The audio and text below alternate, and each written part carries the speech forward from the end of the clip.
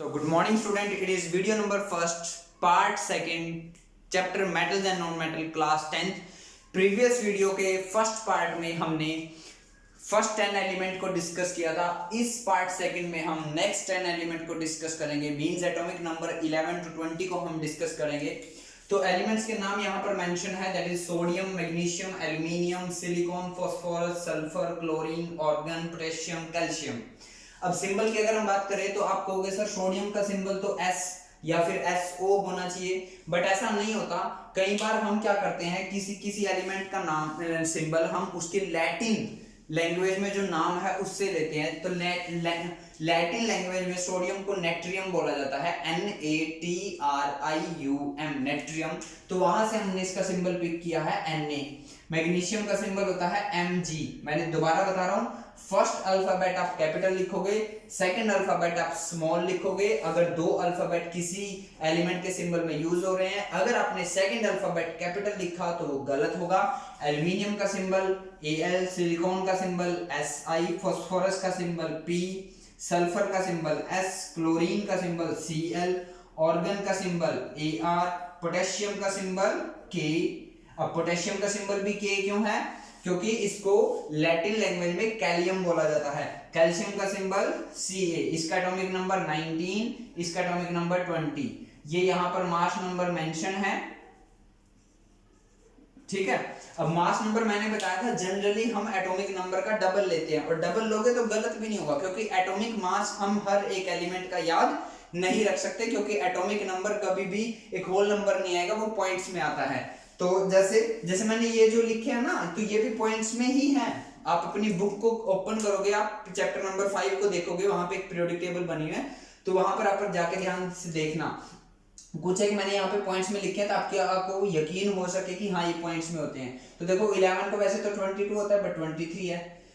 12 का 24 है, 13 का 27 है, 14 का 28 है, 15 का 31 है, वैसे तो 30 होना चाहिए था, 16 का 32 है, 17 का 35.5 ही होता है। 18 एटॉमिक नंबर जो ऑर्गन होता है, अब उसका वैसे तो देखा जाए 36 बनता है, बट लिया कितना जाता है 39.9। अगर आप 39 भी लोगे तो गलत नहीं होगा, अगर आप 36 लोगे तो भी गलत नहीं होगा, ये बात याद रखना। तो मैंने 39.9 एक बार आपको बता दिया, आप नोट भी कर लोगे, ठीक है। बट एग्जैक्टली अगर चले तो हम इसको 39 ले सकते हैं। सिमिलरली पोटेशियम का एटॉमिक मास 39.1 एग्जैक्टली होता है, बट हम 39 भी ले तो नो प्रॉब्लम। सिमिलरली कैल्शियम का एटॉमिक मास वैसे एग्जैक्टली 40.1 होता है, बट आप 40 भी लोगे तो ये गलत नहीं होगा। आई होप ये आपको समझ में आया होगा। नेक्स्ट आता है इलेक्ट्रॉनिक कॉन्फ़िगरेशन, मींस कौन से सेल में कितने इलेक्ट्रॉन प्रेजेंट होते हैं, कितने इलेक्ट्रॉन फिल करने होते हैं, जितना एटॉमिक नंबर होता है, क्योंकि जो एटॉमिक नंबर होता है उतने ही उस एटम में इलेक्ट्रॉन होते हैं, उतने ही प्रोटॉन होते हैं। सो सोडियम का एटॉमिक नंबर है 11, मींस मुझे 11 इलेक्ट्रॉन फिल करने हैं। तो मैं कैसे फिल करूंगा, पहले सेल में तो 2 ही फिल कर सकता हूं, दूसरे में 8 फिल कर सकता हूं, टोटल हो गए 10, बच गया एक आ जाएगा M शेल में।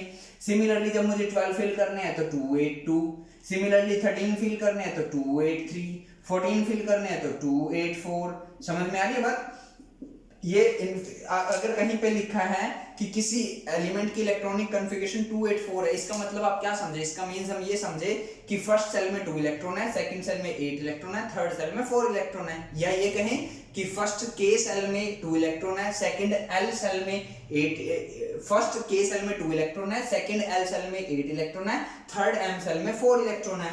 सिमिलरली इसका क्या आएगा, 2 8 5, 8 और 2 10 और 5 15, 286, 287, 288। अब देखो मैजिक नंबर के अकॉर्डिंग थर्ड सेल में मैक्सिमम 8 इलेक्ट्रॉन फिल किए जा सकते हैं, वो यहाँ आ चुके हैं। अब मुझे 19 फिल करना है, तो आप 289 नहीं करोगे, क्योंकि थर्ड सेल में मैक्सिमम 8 इलेक्ट्रॉन फिल किए जा सकते हैं। तो मैं तो यहाँ तो 8 ही फिल करूंगा, तो कितने हो गए 8 और 8 16 और 2 18, एक बच गया, तो एक एन शेल में आ जाएगा। नेक्स्ट का आएगा 2882, ऐसे 21 22 23 और अप टू हम 118 तक अप्लाई कर सकते हैं। नेक्स्ट वैलेंस इलेक्ट्रॉन होता है सबसे बाहर वाले सेल में, आउटर मोस्ट सेल में, वैलेंस सेल में कितने इलेक्ट्रॉन प्रेजेंट है। तो इसका सबसे बाहर वाला सेल M है और उसमें कितने इलेक्ट्रॉन प्रेजेंट है 1, तो इसके वैलेंस इलेक्ट्रॉन आगे 1, इसके 2 3 4 5 6 7 8, इसके कितने हैं 1। इसके कितने हैं 2। आई होप ये आपको समझ में आया होगा। उसके बाद वैलेंसी क्या होता है, वैलेंसी होता है the number of electron loss और gain by an atom to become stable और the combining capacity of an atom is called its valency. मतलब किसी एटम को स्टेबल होने के लिए जितने इलेक्ट्रॉन लॉस या गेन कर रहे हैं वो उसकी क्या होती है, वैलेंसी। और स्टेबिलिटी का रूल क्या है, स्टेबिलिटी का रूल है कि जो वैलेंस शेल होता है या तो वो कंप्लीटली वेकेंट होना चाहिए, वेकेंट मतलब उसमें कोई भी इलेक्ट्रॉन नहीं होना चाहिए, या कंप्लीटली फिल्ड होना चाहिए। कंप्लीटली फिल्ड मतलब उसमें या तो पूरे पूरे 2 इलेक्ट्रॉन हो अगर एक ही सेल है, और या पूरे 8 इलेक्ट्रॉन हो अगर सेकेंड या थर्ड सेल है। तो अब यहाँ देखिए इसके वैलेंस इलेक्ट्रॉन थर्ड सेल है, उसमें 1 इलेक्ट्रॉन है। तो स्टेबिलिटी के अकॉर्डिंग अगर हम चलें तो स्टेबल होने के इसके पास 2 ऑप्शन है। क्या, या तो अपने सेल को 0 कर ले, अपने सेल में बाहर वाले सेल में 0 इलेक्ट्रॉन करे, कब करेगा, जब 1 लॉस करेगा, या 8 कर ले। 8 करने के लिए क्या करना होगा, 7 गेन करने होंगे, क्योंकि 1 तो इसके पास ऑलरेडी है। तो 7 इलेक्ट्रॉन गेन करना और 1 इलेक्ट्रॉन लॉस करना, कौन सा इजी टास्क है, 1 इलेक्ट्रॉन लॉस करना। तो इसलिए इसकी वैलेंसी आएगी 1 इलेक्ट्रॉन लॉस। इसी पैटर्न से ये क्या आएगा, 2 लॉस, 3 लॉस। मैंने बताया था 4 के केस में ना लॉस होता ना गेन होता, क्या होता है, शेयर। 5 के केस में अब ध्यान से देखिए, 5 इसके वैलेंस इलेक्ट्रॉन है, तो 5 से 0 या 8 बना सकता है। 2 ऑप्शन है स्टेबल होने के लिए। अगर इसको बाहर वाले सेल में 0 इलेक्ट्रॉन करने हैं तो अपने 5 इलेक्ट्रॉन लॉस करने पड़ेंगे, और अगर बाहर वाले सेल में 8 इलेक्ट्रॉन करने हैं तो 3 इलेक्ट्रॉन गेन करने पड़ेंगे। तो 3 इलेक्ट्रॉन गेन करना इजी है या 5 इलेक्ट्रॉन लॉस करना इजी है, 3 इलेक्ट्रॉन गेन करना इजी है। सो इसकी वैलेंसी आ गई 3 गेन। सिमिलरली इसकी वैलेंसी आ जाएगी 2 गेन। सिमिलरली इसकी वैलेंसी आ जाएगी 1 गेन। अब देखो इसमें 2 8 8, पहला सेल भी कंप्लीटली फिल्ड, सेकंड सेल भी कंप्लीटली फिल्ड, थर्ड सेल भी कंप्लीटली फिल्ड। क्यों, क्योंकि मैजिक नंबर बोलता है फर्स्ट सेल में मैक्सिमम 2 इलेक्ट्रॉन आ सकते हैं, सेकंड सेल में मैक्सिमम 8 इलेक्ट्रॉन आ सकते हैं, थर्ड सेल में भी मैक्सिमम 8 इलेक्ट्रॉन आ सकते हैं। तो ये ऑलरेडी स्टेबल है, स्टेबल है तो नो लॉस नो गेन। तो ये क्या आएगा, स्टेबल। स्टेबल मतलब नो लॉस नो गेन। अब इसको देखो, 1 इलेक्ट्रॉन बैलेंस, तो क्या करेगा, 1 को लॉस करेगा, 1 को लॉस करेगा, और ये 2 को लॉस करेगा। एंड हम चाहे तो इसको आगे तक भी लेकर जा सकते हैं, बट हमें फर्स्ट 20 जरूर अच्छे से लर्न होने चाहिए, क्योंकि अगर आपको फर्स्ट 20 एलिमेंट के सिंबल और उनकी वैलेंसी, कॉन्फ़िगरेशन, एटॉमिक नंबर पता है तो वो बड़ी आसानी से आप कंपाउंड फॉर्मूले बना सकते हो। एकदम से आपके पास आ जाएगा लाइक कैल्शियम सल्फेट। अब आपको कैल्शियम की वैलेंसी पता होगी, सल्फेट की वैलेंसी पता होगी, उनको क्रॉस मल्टीप्लाई करके तभी तो कंपाउंड फॉर्मूला बनेगा कैल्शियम सल्फेट का। तो ये इंफॉर्मेशन बेस है आपका, जो केमिस्ट्री के 10th क्लास में हमारे 5 चैप्टर है उनका ये बेस है मेटल का।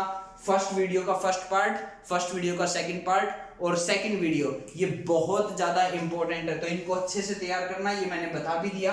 कंक्लूजन है कि अगर वैलेंस इलेक्ट्रॉन 1 2 3 हो तो लॉस होगा, 5 6 7 हो तो गेन होगा, 8 - 5 3 gain, 8 - 6 2 gain, 8 - 7 1 gain. Valence electron 8 है तो स्टेबल होगा, नो लॉस नो गेन, और अगर 4 है तो शेयर करेगा। तो आज की इस वीडियो के साथ हमने इन 10 एलिमेंट्स को कंप्लीट किया। आज की इस वीडियो में इतना ही। जल्दी से वीडियो को पॉज करो, स्क्रीनशॉट लो, कॉपी में नोट करो। Thank you.